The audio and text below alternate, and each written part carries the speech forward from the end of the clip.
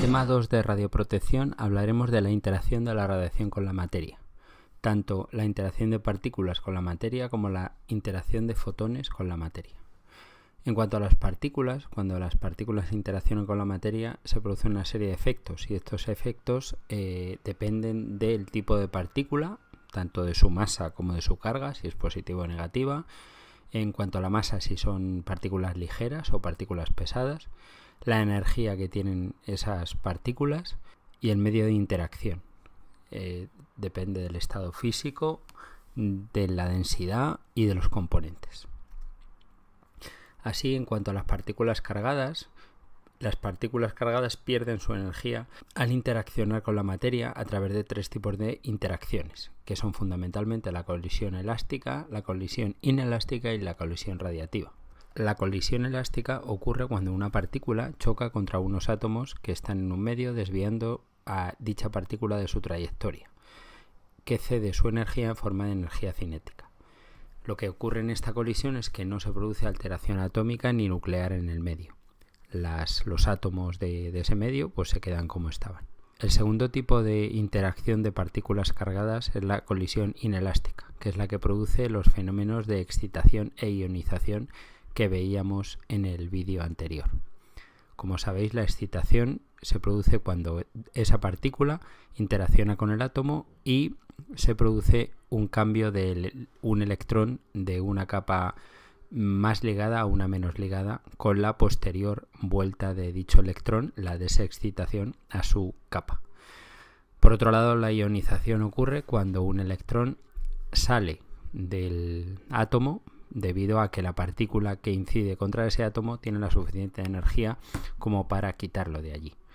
La ionización provoca que el átomo pierda un electrón y por tanto se convierte en un ion, un átomo positivo. Por último, la colisión radiativa lo que produce es que la partícula se frena o desvía en su interacción con los átomos del medio y como resultado emite ondas electromagnéticas. Es el fundamento de la radiación de frenado. Este proceso además se produce en las inmediaciones del núcleo como consecuencia de las desviaciones de la partícula que incide. En esto también es importante el poder de frenado y el alcance. El poder de frenado es una pérdida de energía que experimenta una partícula en un material determinado por unidad de recorrido. Ahí tenéis la fórmula, que no es necesario sabérsela. Por otro lado, el alcance, que se mide en centímetros, de una partícula en un medio, es el recorrido total de la partícula en dicho material, suponiendo que el recorrido sea rectilíneo. Como veis en la imagen que hay a la izquierda, el recorrido no suele ser rectilíneo. Es como una bola de billar cuando la golpeamos con el taco y choca contra otras bolas. En cuanto a la interacción de los electrones en medios con número atómico alto, es lo que usamos para producir rayos X. La gráfica que tenéis abajo es la de un tubo de rayos X y lo que hacemos es impactar electrones que salen del cátodo en el ánodo. Esos electrones salen del cátodo porque hay una diferencia de potencial entre cátodo y ánodo. Cátodo es positivo, ánodo negativo, y al pulsar el botón la bobina de wolframio se calienta y la diferencia de potencial hace que los electrones se vean atraídos hacia el ánodo. En el ánodo hay átomos de wolframio y en dichos átomos se producirá la colisión radiativa de la que hablábamos antes. Dicha colisión lo que hará es formar radiación electromagnética, en este caso radiación X, que saldrá por el haz útil de la ventana. En este caso, los electrones van a interaccionar con un material con un número atómico alto. Es importante porque si no, solo tendríamos interacciones de tipo excitación e ionización. Como veis ahí, en realidad la mayoría de las interacciones que se producen son excitaciones e ionizaciones y solo el 1% de la energía se transforma en radiación electromagnética, de la cual una es radiación de frenado. De ese 1%, una parte es radiación de frenado, colisiones radiativas que forman el espectro continuo de los rayos X, la energía máxima determinada por la energía máxima de los electrones y por otro lado la radiación característica que procede de las desexcitaciones. Cuando hay una desexcitación, cuando el electrón vuelve a su capa, produce radiación que forma parte del espectro discreto de los rayos X y depende del material del ánodo. A nivel de la interacción de los fotones con la materia, nos interesa esa interacción desde dos puntos de vista. Desde un punto de vista macroscópico, en el diseño de los blindajes, de cómo tengo que blindar mi instalación de rayos X para que eso no afecte a otras personas, y por otro lado a nivel microscópico, de cómo interaccionan esos fotones con los átomos y de cómo gracias a eso obtengo imágenes radiográficas útiles para el diagnóstico. En este caso, lo que necesito son una serie de factores que me ayuden a diseñar la instalación de rayos X para que ésta sea lo más útil posible. Así usaremos la atenuación de fotones, es decir, que cuando esos fotones atraviesan un material hay una disminución en el número de ellos. Esto es válido si los fotones son monoenergéticos, si el haz de rayos tiene colimación y si el absorbente es delgado. Hay una fórmula que es el coeficiente de atenuación másico y una ley de atenuación que se usará para, como os comento, el diseño de la instalación y el diseño del aparato de rayos X para que estos fotones lleguen con un nivel correcto al cuerpo y así obtener imágenes radiográficas de calidad. Además, necesitamos una serie de cálculos como el espesor de semirreducción, que es el grosor del material que se consigue al atenuar el haz monoenergético a la mitad, el espesor décimo reductor y la capa hemirreductora. La capa hemirreductora es importante porque es la que reduce la exposición del haz a la mitad, es decir, del espectro continuo a la mitad. Como os he dicho antes, el espectro continuo es la radiación de frenado.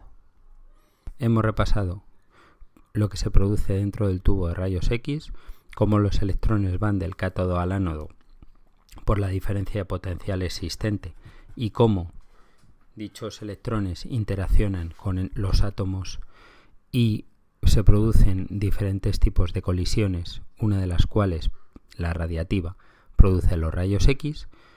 Hemos visto cómo esos fotones salen del tubo de rayos X e interaccionan con la materia, y ahora lo que vamos a ver es los procesos de interacción de dichos fotones con la materia, que son la interacción fotoeléctrica, la interacción Compton y la creación de pares.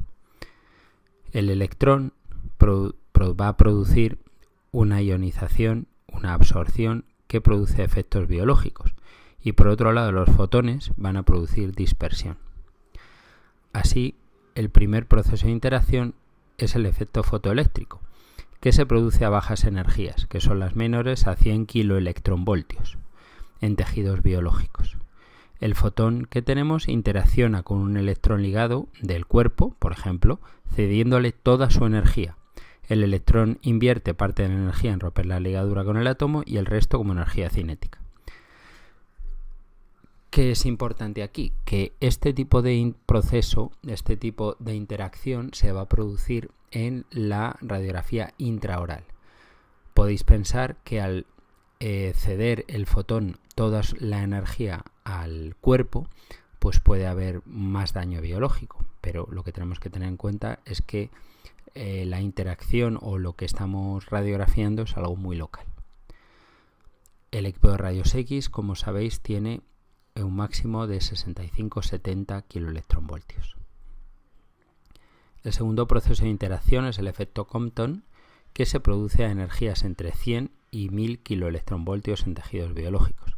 Aquí lo que pasa es que el fotón cede parte de la energía al átomo.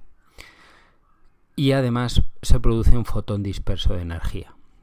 ¿Qué importa aquí? Pues importa lo siguiente. Esto se produce, por ejemplo, en los aparatos extraorales, un aparato de ortopantomografía, por ejemplo. ¿Quiere decir que el paciente sufre menos radiación porque solo cede parte de la energía? No, porque aquí la energía es mayor. Entonces, al ser la energía mayor, pues el paciente recibe más radiación, aunque no se ceda toda la energía. Además, ese fotón dispersado, como sabéis, lo que produce es un velo que deteriora el contraste. Es decir, ese fotón disperso lo que actúa es como si dijéramos que pusiéramos un filtro de estos de fotografía que lo hiciera pues como más difuminado, por así decirlo. El último proceso de interacción es la creación de pares, que se produce a energías superiores a 1,02 megaelectronvoltios. Este proceso evidentemente no se produce en una clínica dental o en cualquier unidad radiológica normal, sino que bueno, pues esto es un proceso de interacción más relacionado con la energía nuclear. En cuanto a la formación de la imagen radiológica, la energía necesaria para ver una imagen radiológica está entre 20 y 120 kiloelectronvoltios. Tener en cuenta que no solo se radiografían dientes, sino que se radiografían otro tipo de órganos. La imagen radiológica se forma porque una de fotones que sale del aparato de rayos alcanza el sistema de registro de la imagen, es decir, la de fotones sale del aparato de rayos, atraviesa al paciente y llega al sistema de registro, que puede ser una placa digital o una placa convencional. Esa interacción que hay puede ser sin interacción o con interacción Compton. Como he dicho antes, se va a producir o un efecto fotoeléctrico, que hay una imagen muy buena porque toda la radiación la absorbe el paciente y aumenta el contraste natural de los tejidos. No hay radiación dispersa y lo que pasa es que el paciente recibe altas dosis.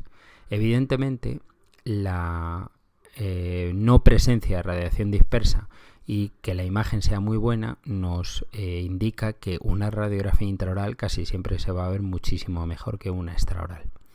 Por otro lado, el efecto Compton, la formación de la imagen, da menos contraste, hay mucha radiación dispersa, pero se puede mejorar el contraste empleando rejillas que lo que hacen es captar esa radiación dispersa para que no nos afecte. La baja dosis al paciente, como os he dicho, es cierto que el paciente podría recibir menos dosis, pero el asunto es que, claro, es una radiografía mucho más potente, requiere mucho más potencia, entonces el paciente recibe más radiación. Eso del compromiso del voltaje elegido quiere decir que yo para cada radiografía necesito una cantidad de radiación, que eso está muy estudiado y que casi vosotros o yo no tiene que hacer prácticamente nada para elegir, solo dar al botoncito de molar superior izquierdo, por ejemplo, o de ortopantomografía, por ejemplo. Por eso es importante no tocar los botones para elegir lo que queramos elegir, es decir, poner la potencia del equipo a tope, porque no es necesario.